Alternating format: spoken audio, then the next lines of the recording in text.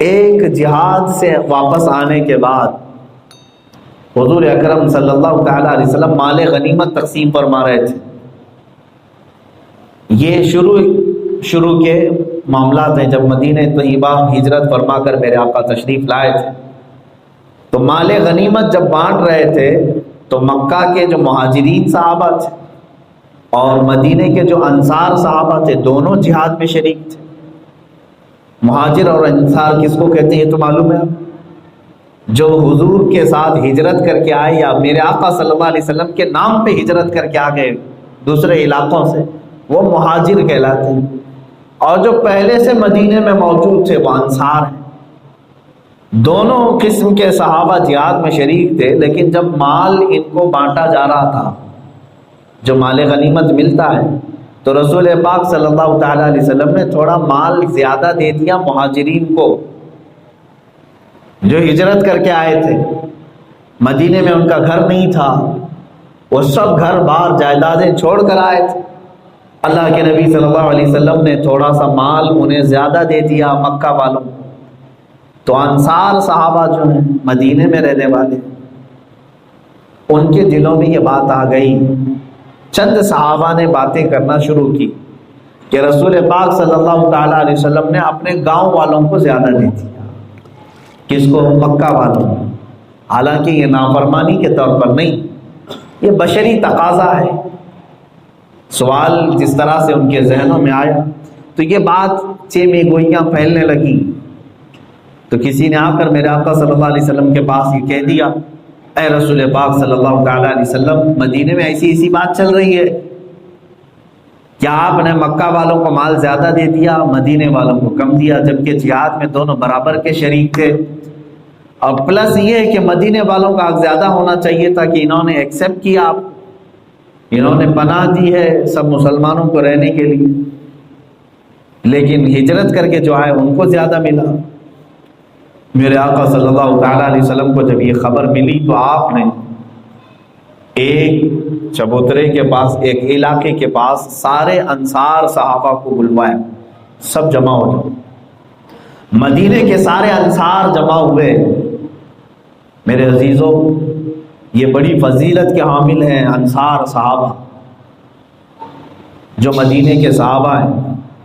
حضور پاک صلی اللہ تعالیٰ علیہ وسلم کے پاس جب سب جمع ہوئے تو حضور نے ان سے ڈائریکٹ سوال کیا, مجھے یہ خبر ملی ہے کہ تمہارے درمیان ایسی بات پھیلی ہے کہ میں نے اپنے گاؤں والوں کو مال زیادہ دے دیا, تمہیں کم دے دیا, کیا یہ بات صحیح ہے؟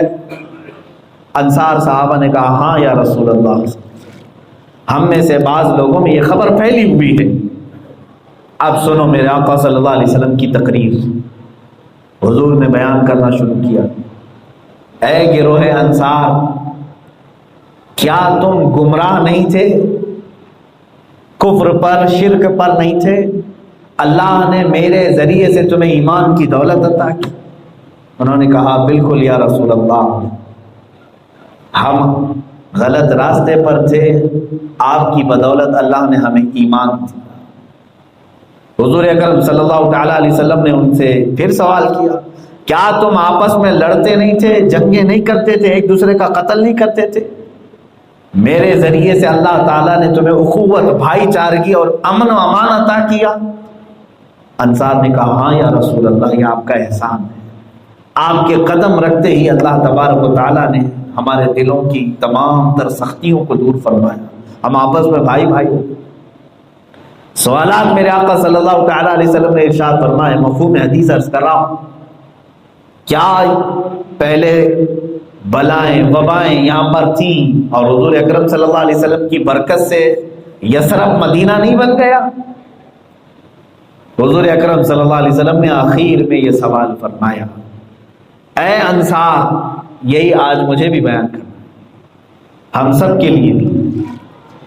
اے انصار, اللہ تعالیٰ نے میری بدولت تم پر اتنے انعامات کی, اتنے احسانات کی, لیکن آج میں نے تھوڑا سا دنیاوی مال مہاجرین کو زیادہ دے دیا, صرف اس لیے کہ ان کا دل رکھا جائے. اس میں نئے اسلام میں آئے ہوئے لوگ ہیں, ان میں سے گھر بار چھوڑ کر کے آئے ہوئے لوگ ہیں, جائیدادیں ان کی سب کفار و مشرکین نے ہڑپ لی ہیں مکہ میں، وہ قدم جما سکے مدینے میں، اس بات کے لیے ان کو تھوڑا سا مال زیادہ دے دیا تو تمہارے دلوں میں رنجش آ گئی۔ سنو، اب صحابہ سے حضور خطاب کرتے ہیں، یہ انعام دیکھو میرے آقا کا، جب کسی کے پاس مال و دولت نہ ہو، کسی اور کے پاس زیادہ چلی جائے، میرے آقا فرماتے ہیں اب سنو اے انصار، اللہ رب العزت اگر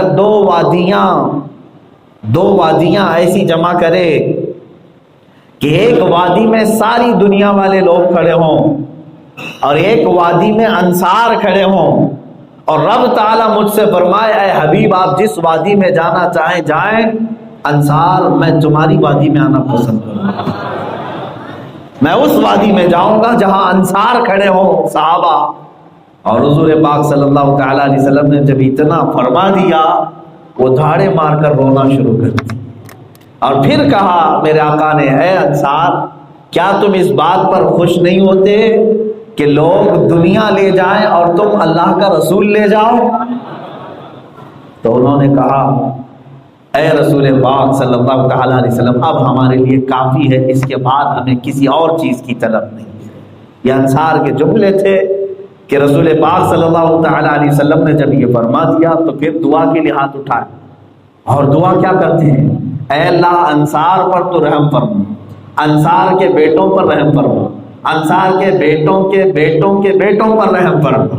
اتنی دعائیں کی میرے آقا صلی اللہ تعالیٰ علیہ وسلم نے، اور حدیث کے الفاظ میں یہ ملتا ہے کہ اس دن خوشی کے آنسو تھے یا غم کے، لیکن انصار اتنا روئے تھے کہ ان کی داڑیاں بھیگ گئی تھی۔ کس بات پر؟ اس لیے کہ ہم صرف تھوڑے سے مال کو دیکھ رہے تھے کہ ادھر زیادہ چلا گیا، لیکن میرے آقا نے تو آ کر کے ایسی بشارت دے دی جو کائنات میں پھر کسی اور کو ملی، یہاں تک کہ رسول پاک صلی اللہ تعالیٰ علیہ وسلم کی حدیثیں بعد میں ملتی ہیں کہ حب الانصار علامت الایمان، انصار سے محبت کرنا یہ ایمان کی علامت ہے۔ اور پھر فرمایا ان سے جو بھی بغض رکھے گا تھوڑا سا بھی، اس کا ایمان ہی نہیں، نفاق ہے اس کے اندر۔ تو انصار کو اس مقام پر پہنچا دیا کہ ان سے محبت کرنا ایمان ہے، ان سے ہلکی سی نفرت کرنا نفاق ہے، منافق ہو جائے گا۔ اب اس واقعے کو میں نے اس لیے عرض کیا میرے عزیزو، آج کائنات میں، دنیا میں لوگ سیاست لے جائیں، اقتدار لے جائیں، مال لے جائیں، دولت لے جائیں، کرسیاں لے جائیں، تمہارے لیے بشارت ہو تم اللہ کے رسول کے ساتھ ہو جاؤ۔ جس نے اس پر اکتفا کیا کہ مجھے رسول کریم صلی اللہ تعالیٰ علیہ وسلم کے ساتھ ہونا ہے، تو پھر اسے غم کس بات کا، ڈر کس بات کا؟ اسی لیے فاضل بریلوی کا وہ شعر میں نے شروع میں ہی پڑھا، دل ابس خوف سے پتا سا اڑا جاتا ہے، اے رسول پاک پلہ ہلکا ہی صحیح ہمارا، بھاری ہے بھروسہ تیرا۔ رسول پاک صلی اللہ تعالیٰ علیہ وسلم پر جو بھروسہ ہے وہ ہمارا بھاری ہے۔ تو خوف اور ڈر اس چیز کو نکالنا چاہیے۔ اس ٹاپک پر بات کر رہا ہوں تو بار بار امام اہل سنت فاضل بریلوی کے اشعار زبان پر آتے ہیں، پھر آپ خود ہی اپنے متعلق بھی کہتے ہیں، خوف نہ رکھ رضا ذرا، تو ہے عبد مصطفیٰ۔ عبد مصطفیٰ کس کو کہتے ہیں؟ مصطفیٰ کا غلام۔ عبد بندے کو بھی کہتے ہیں اور غلام کو بھی کہتے ہیں، عربی میں غلام کو بھی کہتے ہیں۔ اعلیٰ حضرت اپنا لقب ہی رکھے ہوئے تھے عبد مصطفیٰ، آپ اپنے آپ کو کیا کہتے تھے؟ عبد مصطفیٰ، اور خود اپنے متعلق کہہ رہے ہیں خوف نہ رکھ رضا ذرا، تو ہے عبد مصطفیٰ، تیرے لیے امان ہے، تیرے لیے امان ہے۔ امان کس کے لیے ہے؟ تیرے لیے امان ہے۔ الحمدللہ عبد مصطفیٰ کے لیے ہی امان ہے۔ اللہ تبارک و تعالی الامان والحفیظ، ہم سب کے لیے اللہ تبارک و تعالی امان ہی رکھے، اس لیے کہ ہم غلامان مصطفیٰ